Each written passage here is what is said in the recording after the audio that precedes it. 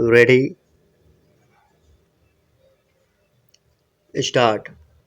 Learned Junior Standing Counsel for the Department of Income Tax has opposed the prayer made on behalf of the petitioner. Full stop. He submits that the impugned order was passed on 30/3/1994 and the circulars of the board were promulgated at a later date and therefore inapplicable to the present case. Full stop. He relies on the judgment of the Supreme Court in Commissioner of Income Tax versus Anjum M.H. Ghaswala and others within bracket supra full stop para. We have perused the materials on record and considered the submissions of the learned counsel for the parties. Full stop. The impugned order has been passed by the Commission on the petitioner's application under Section 245C of the Act. Full stop. The question whether or not the Commission has discretion to impose interest or, for that matter, to waive or reduce interest on the tax assessed by the Commission fell for the consideration of the Supreme Court in Commissioner of Income Tax versus Anjum M.H. Ghaswala within bracket supra full stop. The relevant portion of the judgment of the Constitution Bench is reproduced herein below para.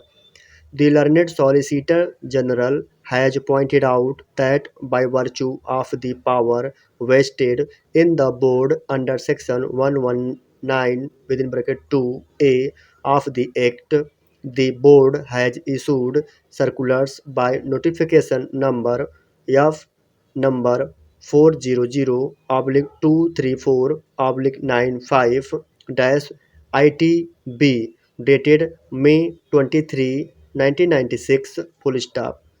As per this circular, it has empowered that the Chief Commissioner of Income Tax and Director General of Income Tax may waive or reduce interest charged under Section 234A, 234B, and 234C of the Act in the class of cases or class of incomes specified in paragraph 2 of the said order for the period and on conditions which are enumerated therein. Full stop.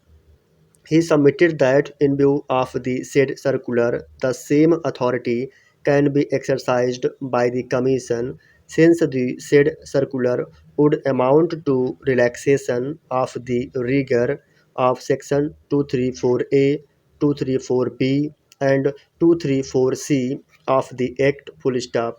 We are in unison with this submission of the learned Solicitor General. Full stop.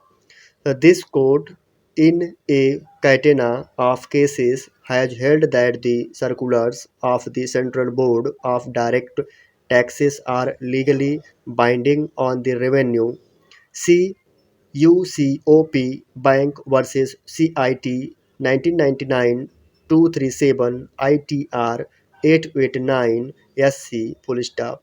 Since these circulars are beneficial to assessees, such benefit can be conferred also on assessees who have approached the Settlement Commission under Section 245C of the Act on such terms and conditions as contained in the circular. Full stop.